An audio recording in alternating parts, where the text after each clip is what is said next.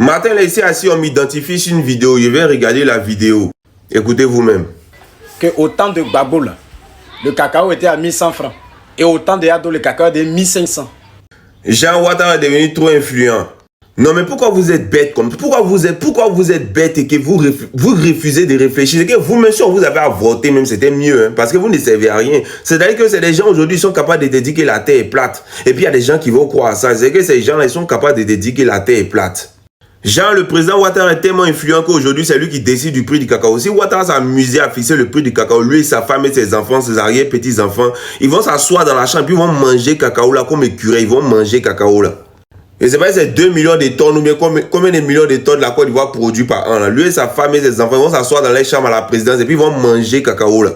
Le truc, c'est qu'avant, au temps de Gbagbo, le cacao coûtait 2000 francs sur le marché international.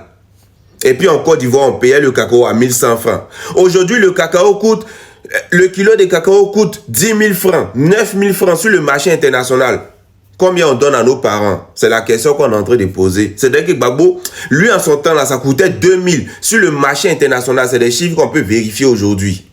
C'est-à-dire que tu vas sur Internet, tu dis combien coûtait la tonne de cacao au marché international en 2008, en 2007, en 2005. Et puis tu tapes sur Internet aujourd'hui, combien coûte la tonne de cacao aujourd'hui en 2024, en 2023, en 2022. Et puis tu vas demander à nos parents combien on les donne. C'est ça là, c'est la vraie question qu'il faut se poser qui est là.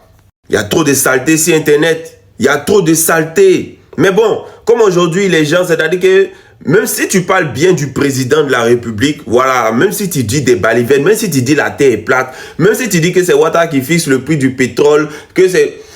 Ils vont prendre ça comme ça. Peu importe les bêtises que tu vas raconter, tant que tu suis, c'est-à-dire que celui que les gens aiment là, même les bêtises que tu vas raconter, tout le monde va valider. Sinon lui là, il mérite d'être avorté. Moi ici, c'est à un moment où il entend ça là, il est même épurigé pour avorter. Parce que ça là, c'est pas un être humain, ça c'est un mouton ça. Ça c'est un mouton.